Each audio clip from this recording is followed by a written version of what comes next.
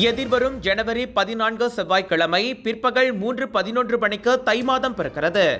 இதையொட்டி வீட்டில் சூரிய பொங்கல் வைக்க உகந்த நேரமாக காலை 7:30 மணிக்கு மேல் காலை 10 மணி வரையிலும், பின்னர் மாலை 5:30 மணிக்கு மேலிருந்து 6:30 மணி வரையிலும் நிர்ணயிக்கப்பட்டுள்ளது. அவற்றை பின்பற்றி மக்கள் வீடுகளில் பொங்கல் வைக்கலாம் என ஸ்ரீ மகா மாரியம்மன் கோவில் தேவஸ்தான தலைவரும் அரங்காவலருமான தான் ஸ்ரீ ஆர் நடராஜா கூறினார். தை 1ஆம் தேதி உதயதி நாளிகை 19:1:21 ஆங்கிலம் 14:1:2025 செவ்வாய்க்கிழமை மதியம் 3:11 சூரிய பகவான் தனுர் ராசியிலிருந்து மகர ராசிக்கு பிரவேசம் செய்கிறார். ஆகவே தை பிறந்த பிறகு தைக்கு பிறந்து தை 14ஆம் தேதி பிறக்கின்றது.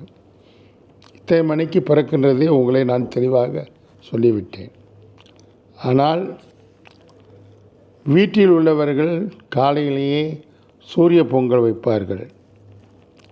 அந்த சூரிய பொங்கல் வைக்கின்ற நேரம் காலை 7:30 மணிக்கு மேல் காலை 10 மணி வரை நீங்கள் வீட்டிலே சூரிய பொங்கலை வைக்கலாம். மாலை வேலைக்கெல்லாம் வீட்டுக்கெல்லாம் போயிட்டு வரக்கூடியவர்கள் நீங்கள் மாலை பொங்கல் வைக்க வேண்டும் நினைத்தால் நீங்கள் மாலை 5:30 மணிக்கு மேல் மாலை 6:30 மணிக்குள் நீங்கள் பொங்கல் வைக்கலாம். இவ்வேளையில் ஸ்ரீ மகா மாரியம்மன் தேவஸ்தானத்திற்குட்பட்ட அனைத்து 3 முக்கிய கோயில்களிலும் அன்றைய தினம் தைப்பொங்கல் விழாவுக்கு சிறப்பாக ஏற்பாடு செய்யப்பட்டுள்ளது.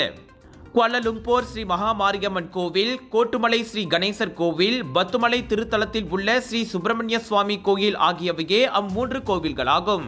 தை முதல் நாள் காலை 9:30 மணிக்கு 3 கோவில்களிலும் பொங்கல் பானை வைக்கப்படும். பிறகு சிறப்பு அபிஷேகம், சிறப்பு பூஜை, தீபாராதனை மற்றும் பிரசாதம் வழங்குதல் என நண்பகல் வரை நிகழ்வுகள் தொடரும் என்றார் அவர். அனைவரும் பொங்கல் வைத்து தை மாதத்தை சிறப்போடு வரவேற்போம் என தான் ஸ்ரீ நடராஜா வாழ்த்தினார்.